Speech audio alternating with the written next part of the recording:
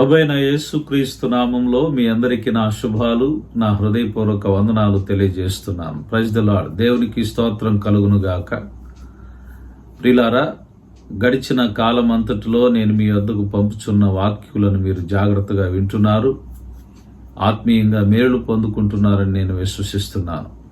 అలాగనే మీరు ఇస్తున్నటువంటి ఎంకరేజ్మెంట్ని బట్టి వందనాలు. ఈ యొక్క వాక్యము అనేక మందికి అందేటట్లుగా మీ వంతుగా మీరు ఎంతో సహకారాన్ని అందిస్తున్నారు. లైక్ చేస్తున్నారు, షేర్ చేస్తున్నారు, సబ్స్క్రైబ్ చేస్తున్నారు. కాబట్టి మీ అందరికీ కూడా ప్రత్యేకంగా ఈ ఛానల్ అనేక మందికి చేరువవటానికి మీ వంతుగా మీ సహకారం అందించాలని ప్రేమతోటి మిమ్మల్ని అందరినీ కూడా ఆహ్వానిస్తూ ఉన్నాను. ప్రత్యేకంగా ఈ సమయమున దేవుని వాక్యంలోనికి మనం వెళ్ళబోతూ ప్రభువుని మహిమపరుచుకుంటూ చిన్న ప్రార్థన చేసుకుందాం. ప్రేమ కలిగిన తండ్రి, గడిచిన దినమంతటిలో మీరు మాకు తోడుగా ఉన్నారు.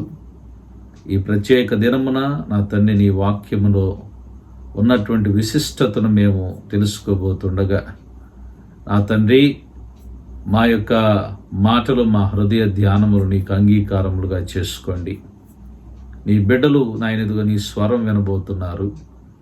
వారికి కావలసినటువంటి వాక్యాన్ని మీరు నా తండ్రి ఈ యొక్క ప్రత్యేక దినమున మీరు అందించమని, మీరే నీ బిడ్డలతో మాట్లాడమని యేసు నామమున అడుగుచున్నాము తండ్రి, ఆమెన్. ఆంధ్ర క్రైస్తవ కీర్తన పుస్తకాలలో నుండి 348వ కీర్తన పాడుకుందాం. నాకింత ప్రోత్సాహానందములు కలుగుట కేకర్త ఘనమైన హేతువై ఉండు అను పాటను పాడుకుంటూ ప్రభుని మహింపరుచుకుందాం. నాకింత ప్రోత్సాహానందముల్ కల్గుట కేకర్త ఘనమైన హేతువై ఉండు, నాకు గలయున్నత కథంబే నాదుడగును నేను మరియు శ్రీకరంబగు నామమేది సిల్వబడ్డ యేసుక్రీస్తే. నాకింత ప్రోత్సాహానందము కల్గుట కేకర్త ఘనమైన హేతువై ఉండు. ఎవరు నా భక్తికి హితమైనట్టి పునాది, ఎవరు నా కంఠంబు ఎత్తెన్ పాటలతో, ఎవరు నా పాపముల భారము ఎత్తికొని దేవునికి నాకును చివరకు స్నేహంబు కలిపిరి సిల్వబడ్డ యేసుక్రీస్తే. నాకింత ప్రోత్సాహానందము గల్గుట కేకర్త ఘనమైన హేతువై ఉండు. మన తండ్రి అయిన దేవుని నుండి, కుమారుడైన యేసుక్రీస్తు నుండి కృపయు సమాధానములు మీకు కలుగునుగాక. ఆమేన్. ప్రియులారా, కొద్ది నిమిషాలు దేవుని వాక్యమును ధ్యానం చేసుకుందాం. పరిశుద్ధ గ్రంథం నుండి పరిశుద్ధుడైన పౌలు కొరింథీయులకు రాసిన 2వ పత్రిక 1వ అధ్యాయము 4వ వచనమును మనము ధ్యానం చేసుకుందాం. నేను మీ కొరకు చదువుతాను, జాగ్రత్తగా ఆలకించవలసిందిగా కోరుచున్నా. దేవుడు మమ్మను ఏ ఆదరణతో ఆదరించుచున్నాడో ఆ ఆదరణతో ఎట్టి శ్రమల్లో ఉన్న వారినైనను ఆదరించుటకు శక్తిగల వారమగునట్లు ఆయన మా శ్రమ అంతటిలో ఆదరించుచున్నాడు. దేవుడి వాక్యమును మన యొక్క వినికిడిలో దీవించును గాక. ఆమెన్. ప్రభునందు ప్రియమైన దేవుని బిడ్డలారా, క్రైస్తవ జీవితంలో ఎన్నో రకములైనటువంటి శ్రమలు, ఎన్నో రకాలైనటువంటి ఇబ్బందికరమైనటువంటి పరిస్థితులు మన జీవితాల్లో ఉంటూ ఉంటాయి. అయితే ఇలాంటి శ్రమలు మనకు సంభవిస్తున్నప్పుడు ప్రతి ఒక్కరూ కూడా ఎవరైనా ఆదరిస్తే బాగుండును, ఎవరైనా హక్కున చేర్చుకుంటే బాగుండును అనేటువంటి ఒక ఆశతో, కోరికతో ఎదురు చూస్తూ ఉంటారు. ఎందుకంటే మనుష్యులు ముఖ్యముగా ఒకరిని ఒకరు సహాయాన్ని కోరుకునేటువంటి తత్వం కలిగిన వాళ్ళు. ఈ పరిస్థితుల్లో మనకు ఆదరించే దిక్కు లేనప్పుడు ఎంతగానో మనము నలిగిపోయేటువంటి పరిస్థితి, కృంగిపోయే పరిస్థితి ఏర్పడుతుంది. ఆ విషయాన్ని కూడా భక్తుడై ఉన్నటువంటి సొలొమోను మహాజ్ఞానముతో పరికించి చూసినటువంటి ఒక విషయాన్ని ప్రసంగి గ్రంథంలో తెలియచెప్పాడు. అది ఏమిటి అనంటే 4వ అధ్యాయము 1వ వచనంలో చూస్తున్నప్పుడు ఆయన ఈ రీతిగా వ్రాశాడు. పిమ్మట సూర్యుని కింద జరుగు వివిధమైన అన్యాయ క్రియలను గురించి నేను యోచించి తిని అన్నాడు.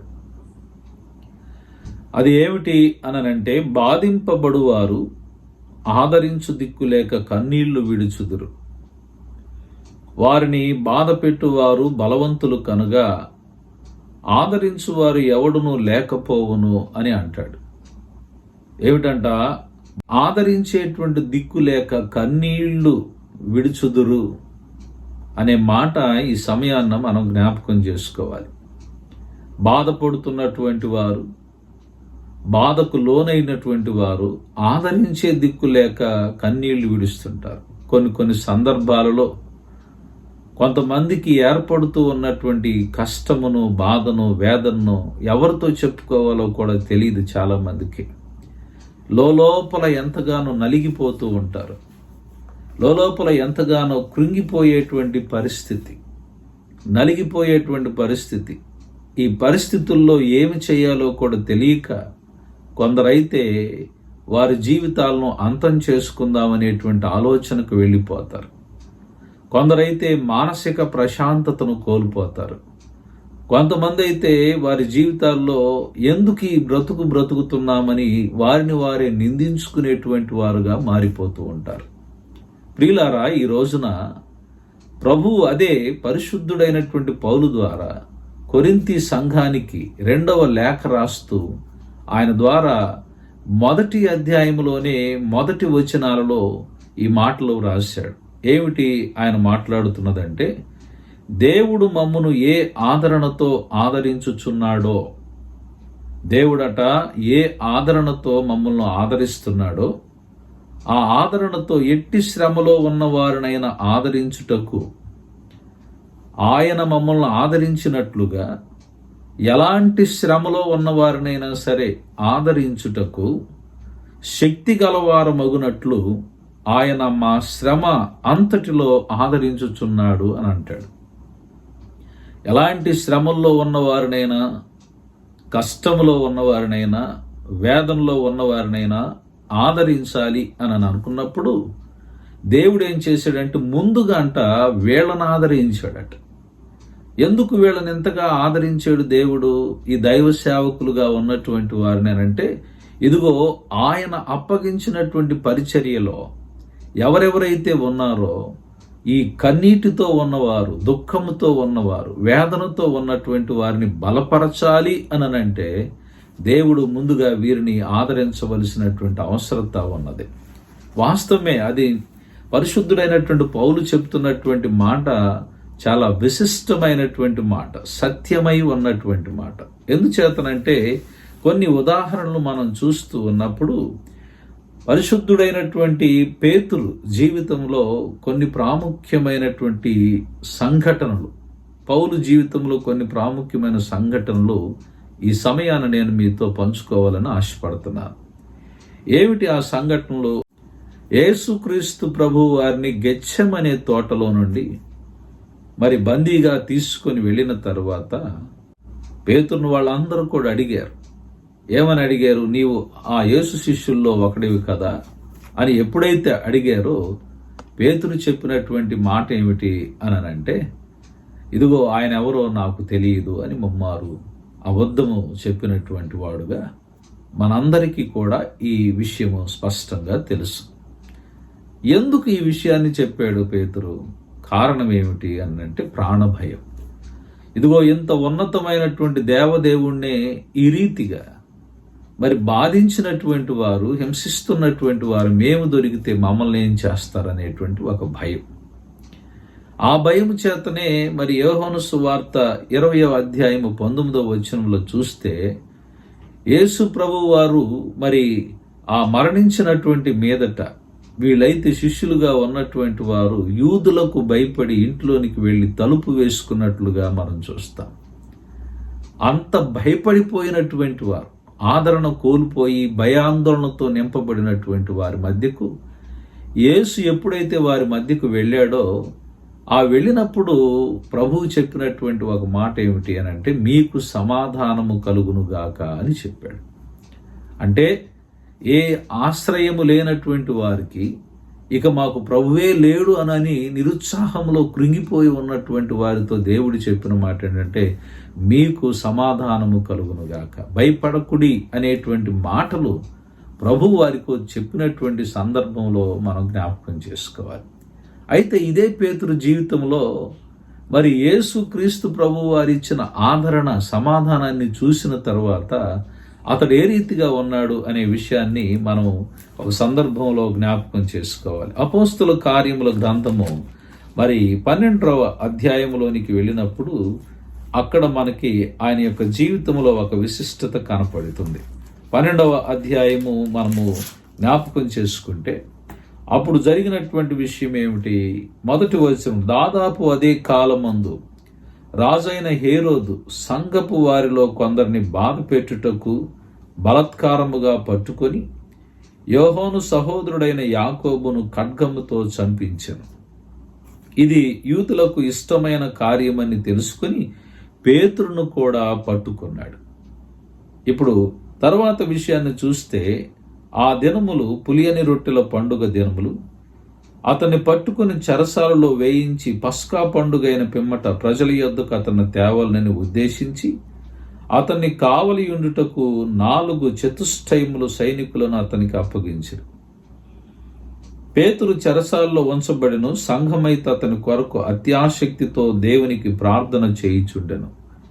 హేరోదు అతన్ని వెలుపలికి తీసుకుని రావాలని ఉండగా ఆ రాత్రియే పేతురు 2 సంకెళ్లతో బంధింపబడి 2 సైనికుల మధ్య నిద్రించుచూ ఉండెను. ఏమిటి? ఒకప్పుడు ఎంతో పిరికివాడుగా ఉన్నటువంటి పేతురు తన యొక్క తోటి సేవకుడైనటువంటి యాకోబుని శిరచ్ఛేదన అనేటువంటిది చేశాడు.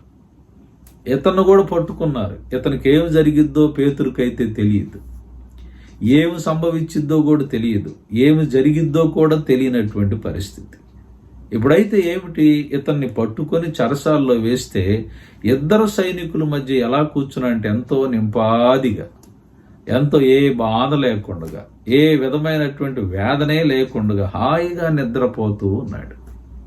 కారణం ఏమిటి అంటే, పేతురు జీవితంలో ఆయన అనుభవించి ఉన్నటువంటి ఒక అనుభవాలు ఏమిటి? నా దేవుడు నన్ను వదిలిపెట్టడు, నా దేవుడు నన్ను రక్షిస్తాడు, కాపాడతాడు అని ఎంతో నిబ్బరము కలిగినటువంటి మనసుతో పేతురు ఉన్నాడు. ఇప్పుడు వెనువెంటనే జరిగిన విషయం ఏమిటి అనంటే, అక్కడ 6వ వచనం, హేరోదు అతన్ని వెలుపలికి తీసుకుని రావాలనని ఉండగా ఆ రాత్రియే పేతురు 2 సంకెళ్లతో బంధింపబడి 2 సైనికుల మధ్య నిద్రించుచుండెను. మరియు కావలి వారు తలుపు ఎదుట చెరసాలలో కాచుకొనుచుండి, ఇదిగో ప్రభువు దూత అతని దగ్గరకు వచ్చి నిలిచెను. అతడుండిన గదిలో వెలుగు ప్రకాశించెను. దూత పేతురు ప్రక్కను తట్టి త్వరగా లెమ్మని చెప్పి అతన్ని లేపగా సంకెళ్ళు అతని చేతుల నుండి ఊడిపోయాను. ఏమి జరిగింది? సంకెళ్ళు అనేటువంటివి ఊడిపోయాయి. దూత వచ్చింది. దేవుడు తన దూతను పంపించాడు, అతన్ని విడిపించాడు, బయటికి తీసుకుని వచ్చాడు. ఇవే అనుభవాలు పౌలు భక్తుడు ఇక్కడ చెప్తున్నాడు. ఇదిగో మేమందరం కూడా ఎలాగున్నాడు, దేవుడు మమ్మను ఏ ఆదరణతో ఆదరించి ఉన్నాడో ఆ ఆదరణతో ఎట్టి శ్రమలో ఉన్న వారినైనను ఆదరించుటకు శక్తి గలవారమగునట్లు ఆయన మా శ్రమ అంతటిలో ఆదరించుచున్నాడు అని అన్నాడు. అంటే అర్థం ఏమిటి? మేమందరము కూడా ఇంత శక్తి కలిగినటువంటి వారం అవటానికి దేవుడు మాకు ఇచ్చినటువంటి అబూస్టప్, దేవుడు మాకు ఇచ్చినటువంటి ఆ ఆదరణ, దేవుడు మాకు ఇచ్చినటువంటి ఆ శక్తి, మా కష్టములో, మా బాధలో, మా వేదనలో దేవుడు మాకేం చేశాడంటే ఎంతో గొప్ప సహాయం అన్నటువంటిది చేశాడు. ఈ రోజున ఆ సహాయం చేసినటువంటి దేవుని యొక్క ఉన్నతమైన కార్యాలను మేము రుచి చూసి ఉన్నాం. ఆయన కార్యాలను మేము ఎంతగానో రుచి చూసి ఉన్నాం, ఎరిగి ఉన్నాం. కనుక ఈ రోజున ఎందరైతే శ్రమలో ఉన్నారో వారందరిని కూడా ఆదరించగలిగేటువంటి స్థితిని దేవుడు మాకు దయచేశాడు అని అంటాడు. పౌలు భక్తుడు కూడా అదే విషయాన్ని జ్ఞాపకం చేస్తూ ఉన్నాడు. 16వ అధ్యాయం అపోస్తల కార్యములు 22-26 వృత్తాంతం మనందరికీ తెలుసు. పౌలు శీలను బంధించారు, చెరసాల్లో వేశారు, సంకెళ్లతో బిగించేశారు, బండ వేసి బిగించారు, బెత్తములతో కొట్టారు. అయినా దేవుడు వారి దేవుణ్ణి నామాన్ని స్తుతించినప్పుడు, స్మరణ చేసినప్పుడు ఆ చెరసాల పునాదులు అనేటువంటివి కూడా వణికిపోయినాయి. భూకంపం వచ్చింది, వారి సంఖ్యలు అన్నటువంటివి విడిపోయినాయి. ప్రియులారా, ఈ అనుభవాల గుండా వెళ్ళినటువంటి పౌలు భక్తుడు, ఈ అనుభవాల గుండా వెళ్ళినటువంటి ఆయన యొక్క దైవ సేవకులు ఏం చేస్తూ ఉన్నారు అని అంటే ఈ రోజున మనతో చెప్తూ ఉన్నారు, మేము మిమ్మును ఆదరించటానికి దేవుడు ముందుగానే మాకు ఈ విషయాలన్నిటిని కూడా నేర్పాడు. కాబట్టి సంఘాలలో ఉన్నటువంటి విశ్వాసుల జీవితాల్లో కన్నీళ్లతో ఉన్నప్పుడు, వేదనతో ఉన్నప్పుడు, కృంగిన స్థితిలో ఉన్నప్పుడు ప్రభు ఏం చేస్తూ ఉంటాడు అని అంటే వారందరిని కూడా ఆదరించటానికి ముందుగా వీళ్ళ జీవితాల్లో ఆ శ్రమలు అనేటువంటి వాటిని సిద్ధపరుస్తాడు. ఆ అనుభవాల్లో నుండి వారు మీ దగ్గరకు వచ్చి మీ కష్టంలో, మీ బాధలో, మీ వేదనలో వారు ఏం చేస్తూ ఉంటారు అని అంటే వారు పొందుకున్నటువంటి ఆ యొక్క అనుభవాలన్నిటినీ కూడా రంగరించుకొని ఆ దేవునిలో ఉన్న గొప్ప శక్తి చేత మిమ్మల్ని అందరిని కూడా బలపరుస్తూ ఉంటూ ఉంటారు. అందుకనే దైవ సేవకులు అనేటువంటి వారు మనల్ని ఆదరించేటువంటి వారని గుర్తుపెట్టుకోవాలి. ఈ రోజున దేవుని సేవకులను బట్టి అనేక మంది అనేక రీతులుగా మాట్లాడుతూ ఉంటారే కానీ కొన్ని సందర్భాల్లో హృదయాలను కదిలించేటువంటి ఆ వాక్కులను దేవుడు వారి చేత, వారి నోట నింపి మీ అందరితోటి మాట్లాడేటట్లుగా చేస్తూ ఉంటారు. కాబట్టి దేవుని సేవకుల పట్ల మనం ఎప్పుడు కూడా గౌరవాన్ని కలిగి ఉండాలి.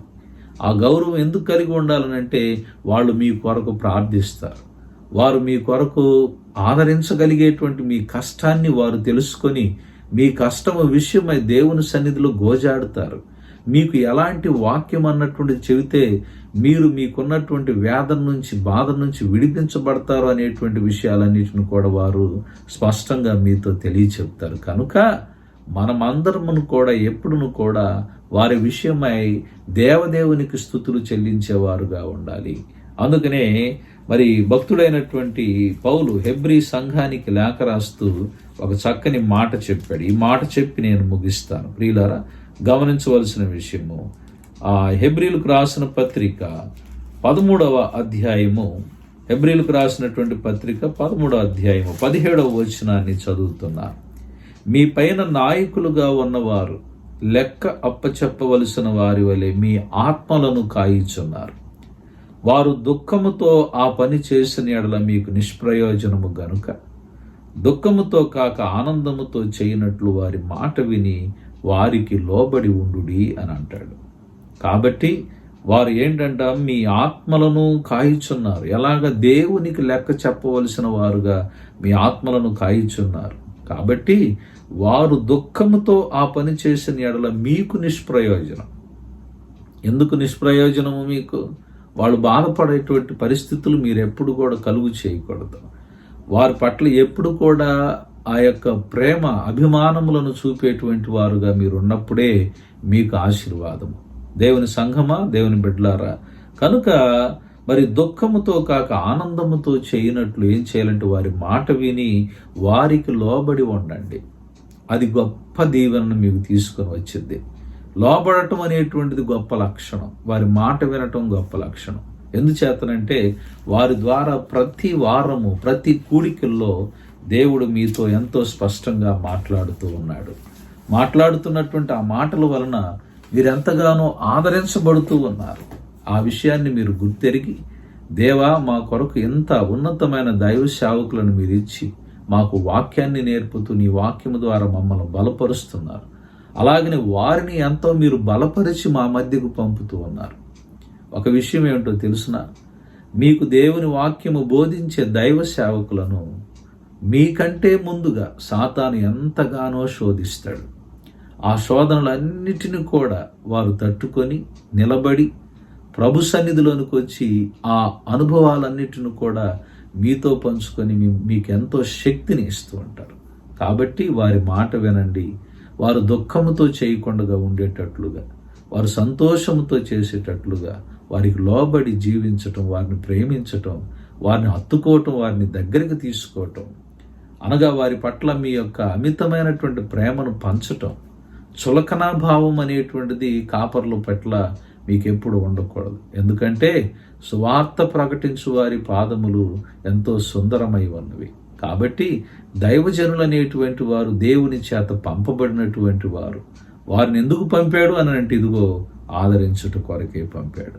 ప్రతి కష్టంలో, ప్రతి బాధలో, ప్రతి వేదనలో, ప్రతి కన్నీళ్లలో, ప్రతి శ్రమల్లో మీకెంతో గొప్ప ఓదార్పును దయచేసేటువంటి వారుగా వారిని దేవుడు మీ మధ్యకు పంపించాడు. కనుక వారి పట్ల ఎంతో అమూల్యమైనటువంటి ప్రేమను కలిగి మనము ముందుకు సాగాలని ఈ మాటలను తెలియచేస్తూ నేను ఈ వాక్యమును ముగిస్తున్నాను. దేవుడు ఈ వాక్యము మన వెనుకల్లో దీవించును గాక.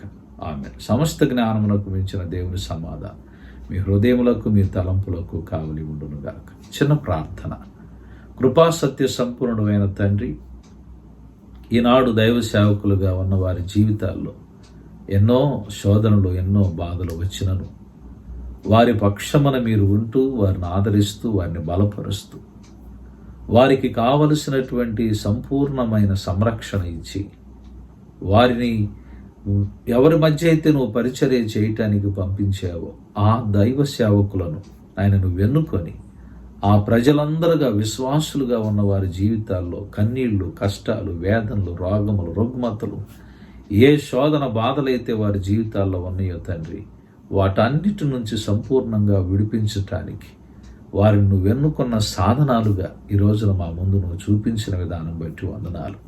విన్న వాక్యాన్ని గుర్తెరిగి ఎవరెవరు ఏ సంఘాల్లో ఉన్ననో వారి సంఘ కాపరిని ప్రేమిస్తూ, వారి సంఘ కాపరిని ఆయన గౌరవిస్తూ, వారి మాటకు లోబడుతూ, విధేయత చూపుతూ ఆయన ఉన్నప్పుడు వారు ఎంతగానో ఆశీర్వదించబడతారనే విషయాన్ని ప్రజలందరూ గుర్తెరగటానికి నీ కృప దయచేయమని, ముఖ్యంగా తండ్రి ఇదిగో నాయన ఈ వాక్యం వింటున్న ఈ బిడ్డలందరినీ ఆదరించి బలపరచమని నజరేయుడైన యేసు నామమున అడిగి వేడుకొని ప్రార్థిస్తున్నాం తండ్రి. ఆమెన్. తండ్రి, కుమార, పరిశుద్ధాత్మ త్రియేక దేవుని దీవెన మీకు తోడుగా ఉండి ప్రభువును ఆదరించి బలపరచును గాక. Amen. Amen. Amen. God bless you అండి. మీ అందరికీ నా శుభాలు. ప్రియులారా, ఈ ఛానల్ని లైక్ చేయండి, షేర్ చేయండి, సబ్స్క్రైబ్ చేయండి. మీరు చేసే ఈ ప్రోత్సాహం నా ప్రయాసకు మీరిచ్చేటువంటి కానుక. కనుక మీరందరూ కూడా మరి సువార్త భారంలో నాతో పాటు కలిసి ముందుకు సాగాలని ప్రభునామమున తెలియజేస్తూ మీ అందరికీ నా శుభాలు తెలియజేస్తున్నాను. God bless you. Thank you.